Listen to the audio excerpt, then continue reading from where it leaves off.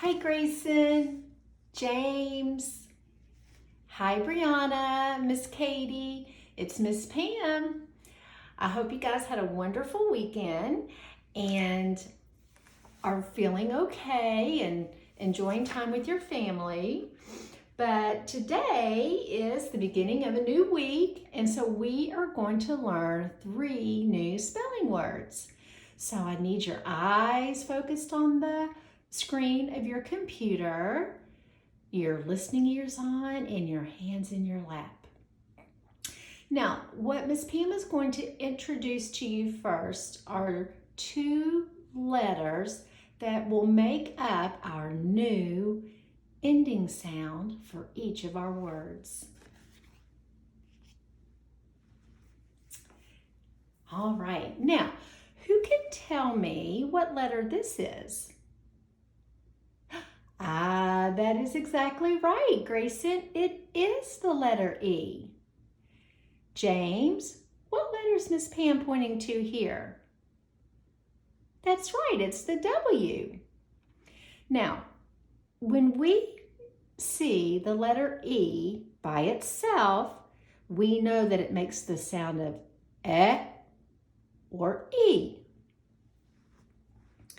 When we see the letter W by itself, we know that it makes the sound of W.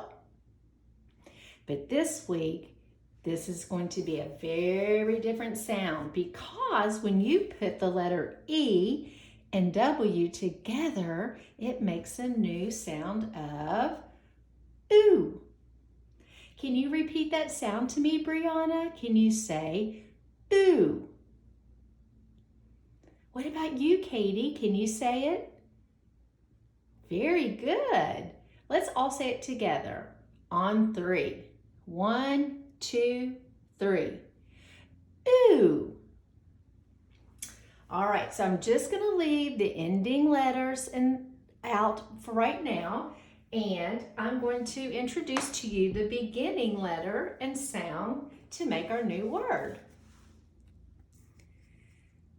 Now, you probably noticed that I just added a letter. What letter is that? That's right, it's the letter F. Let's sing our song to remind ourselves what sound the letter F makes. Are you ready? Here we go.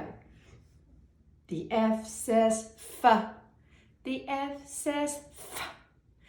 Every letter makes a sound. The F says F. All right. Now, if we have the letter F at the beginning of our word, we know we're going to start out with the sound of F. F.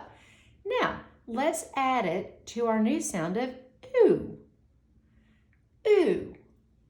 F. Ooh. Few. Can you say that word? Few.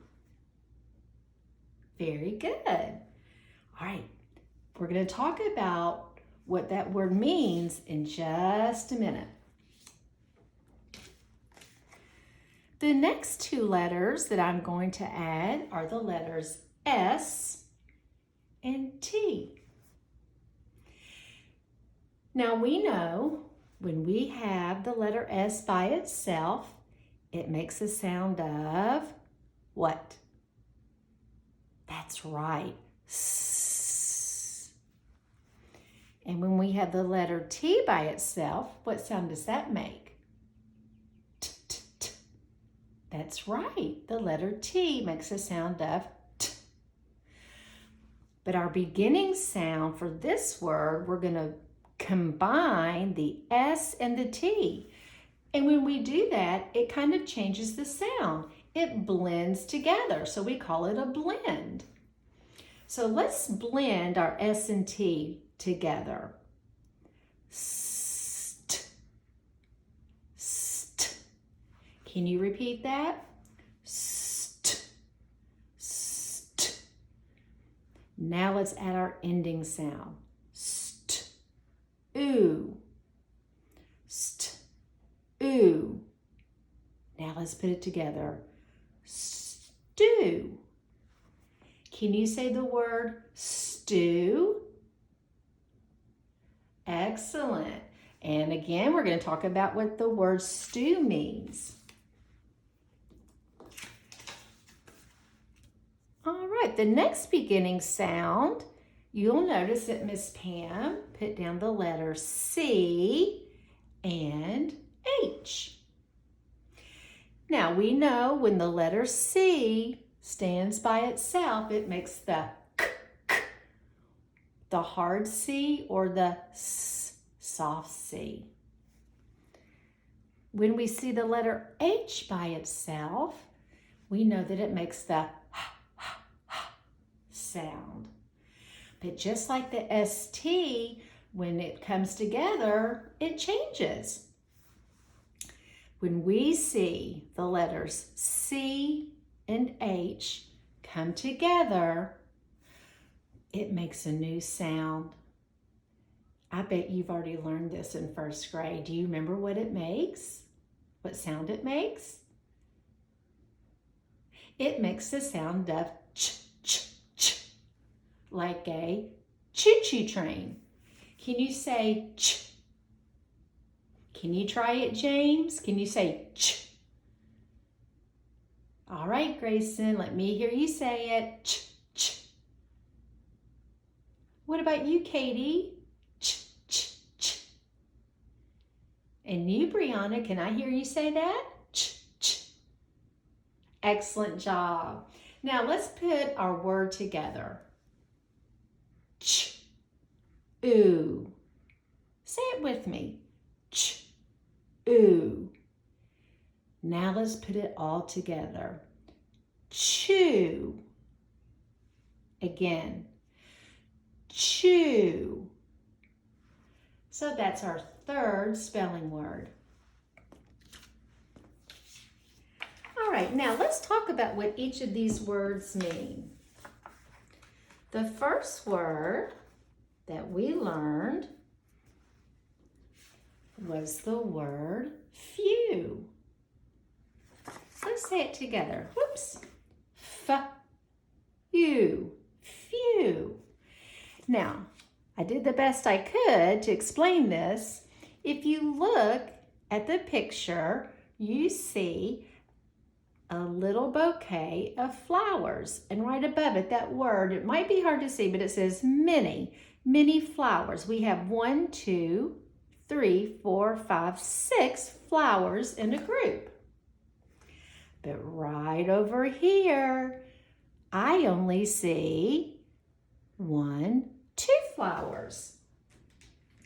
So the word few means a smaller amount.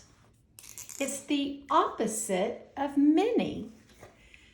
So I'm going to write the word few right above the 2 flowers. So the word few means just a little bit, not a lot, not one, just a little bit. All right, the next word that we learned was stew. Say it with me. Stew. Stew.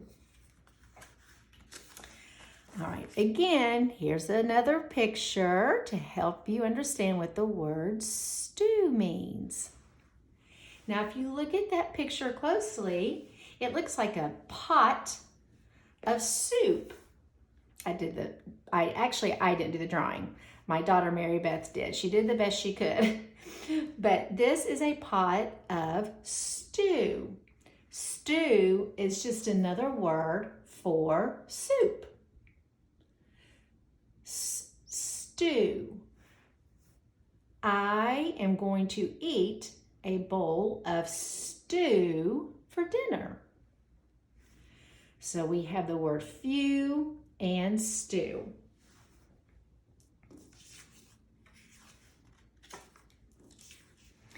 And our last word that we learned, let's review it, chew, chew. You know what it means to chew when you put something in your mouth and you use your teeth to chew your food. Here's a picture of somebody that's getting ready to chew a piece of gum. He's thinking, yummy, yummy. He's going to have a piece of gum.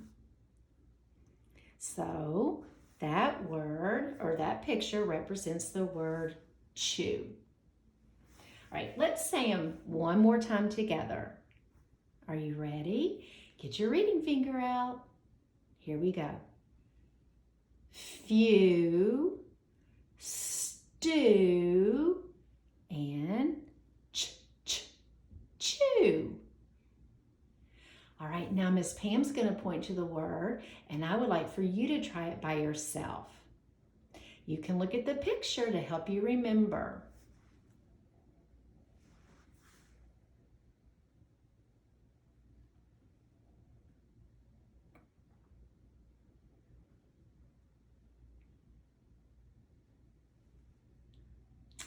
If you said few, give yourself a thumbs up.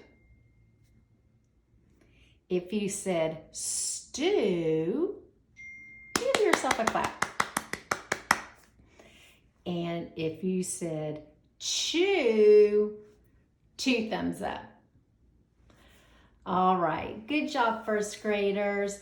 I hope that you can stick our new sound and our new letters in your brain and what they mean.